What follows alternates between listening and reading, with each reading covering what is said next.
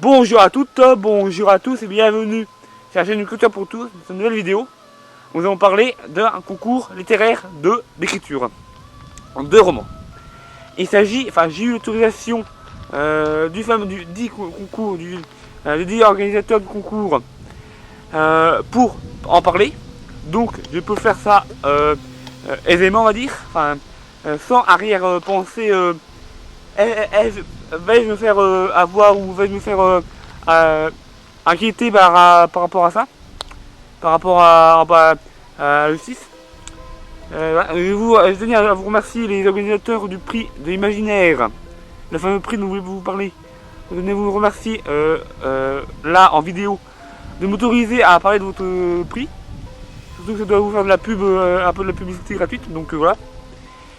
C'est un prix que je connaissais déjà depuis quelques années, mais j'ai pas encore eu le temps d'y participer à cause de mes études de lettres à l'université de Poitiers, de licence. Et vu que j'ai validé ma licence, je peux enfin essayer de participer à ce concours. Et si c'est pas cette année, ce sera l'année prochaine. En attendant, je vais vous parler ici du concours de prix de l'imaginaire, qui est un concours d'écriture de romans. Allez, Eric. Oh yeah!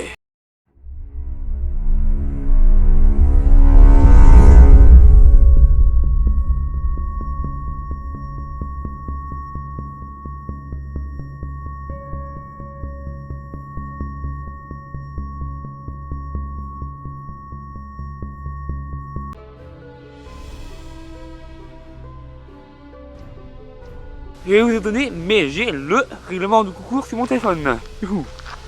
Donc, je vais vous résumer en quelques minutes ce règlement que vous pourrez retrouver en lien de téléchargement dans la description. Si vous le voulez bien. Si vous voulez. Du coup, et on va faire une petite lecture de ce règlement. Donc, règlement de l'imaginaire.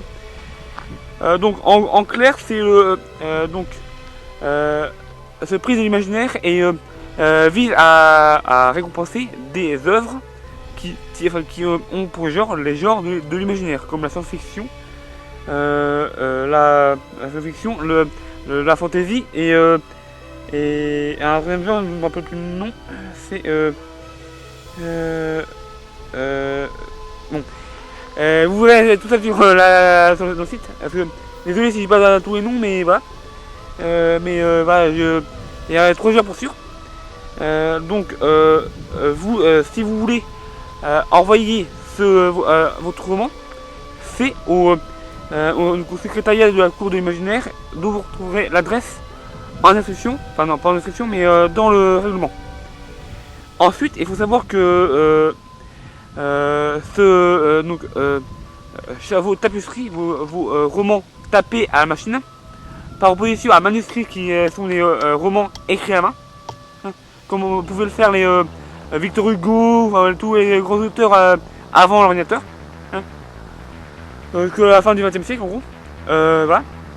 Donc, si vous voulez participer à ce concours, il faut absolument que vous imprimiez votre tapisserie, votre livre, tapé à l'ordinateur. Vraiment que vous fassiez une version papier de votre tapisserie tapé à l'ordinateur, donc, et que vous l'envoyez à l'adresse que vous retrouvez dans le règlement. Comme je le précise ici, mais comme le précise très bien le règlement aussi, aucun tapisserie ne sera accepté par mail. Aucun. Voilà. Et il faut savoir aussi que c'est assez que un tapisserie et que pourra recevoir accepter la cour imaginaire, c'est un tapisserie entre 300 000 et 600 000 signes. Quelle que soit la police que vous utilisez. Pas de police classique que vous utilisez du moins. Aucune police fantaisiste ne sera acceptée. Voilà, donc pas de police gothique, du tout.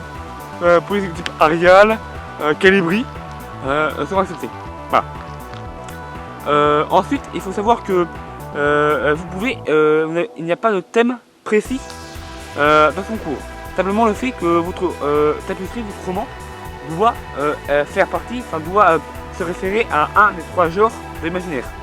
Science-fiction, fantasy et fantastique. Voilà, fantastique. Le troisième genre que j'ai expliqué tout à l'heure, c'est le fantastique. Je l'ai retrouvé. Du coup, si votre roman fait partie de genre, fait référence à l'un de ces 3 genres, il sera accepté. Sinon, niet. Voilà. Voilà, donc poursuivons la lecture du règlement. Voilà. Il est possible de. Attends. Il est possible d'envoyer un ou plusieurs tapisseries à ce concours, mais bien évidemment, il sera chaque dépôt de tapisserie fera preuve d'acceptation du dépôt du contrat d'édition des éditions Ruiz. En effet, le roman gagnant de chaque édition sera publié à cette édition-là. Et ça me permet d'évoquer un petit détail que je n'ai pas évoqué plus tôt. C'est le fait que les tapisseries que vous verrez ne doivent pas faire partie d'une série. C'est pas un tome de voix. Ils ne peuvent pas certifier la possibilité de publier les tomes suivants. Donc, pas de série. Ok? Je m'adresse autant à vous, chers auditeurs, chers visionneurs, qu'à moi. Hein, Simon? On ne fait pas de série. Ok? Voilà. Bon, n'hésitez pas à retrouver le règlement en description. Et on va conclure maintenant la vidéo. Car je commence un peu à avoir pas de batterie sur ma caméra. Donc j'ai pas envie de tourner la conclusion plus tard. Allez, conclusion. Oh yeah.